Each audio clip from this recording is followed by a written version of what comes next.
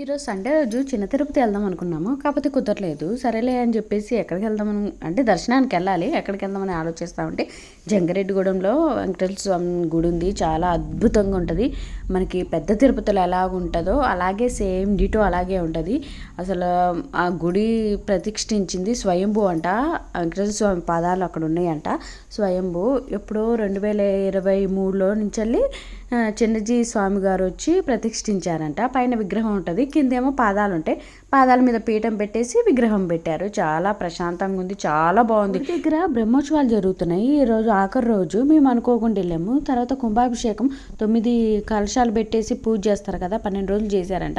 ఈరోజు ఆఖరి రోజు అభిషేకం చేస్తున్నారు స్వామివారికి. మధ్యాహ్నం 12 ఆ టైం అయింది. అసలు ఎంత అదృష్టం, చాలాసేపు ఉన్నాము, అభిషేకం చూసాము. ఆ మన మీద చల్లారు, చందనం తోటి అభిషేకం చేస్తారు. ఆ చందనం కూడా తెచ్చుకున్నాము. అసలు అనుకోకుండా జరిగింది, ఇంత అదృష్టం కలిగింది అనుకున్నాను. ఈ వెంకటేశ్వర స్వామి గుడిని 2 మనుషులు డెవలప్ చేశారంట. 2002 నుంచి డెవలప్ అయిందంట. ఆ తర్వాత గవర్నమెంట్ తీసుకుందంట. కానీ సూపర్ ఉంది. కోట ఉంటది కదా, పైన ఎంట్రన్స్ పైన ఉందంట. మెట్లు కూడా ఉన్నాయి, అద్దాల మేడ అంటారంట. బాగుంటదంట. కాకపోతే లాకేసి ఉంది, మేము వెళ్ళలేదు. బయటకు వచ్చేది ఇది.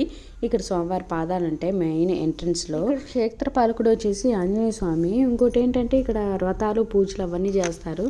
అసలు చాలా ప్రశాంతంగా ఉంది. మనకి తిరుపతి ఎలా ఉంటుందో ఆ విధంగా ఉంటుంది. ఇంకోటి వచ్చేసి గుట్ట మీద ఉంది జంగారెడ్డిగూడెం. మనం అక్కడ నుంచొని మొత్తం వ్యూ అంతా చూడొచ్చు. జంగారెడ్డిగూడెం చుట్టుపక్కల ప్రదేశాలన్నీ చూడండి. ఇప్పుడు చూపిస్తాను. ఇదంతా జంగారెడ్డిగూడెమే. ఇప్పుడు వచ్చేసి గుట్ట దిగేది రోడ్డు.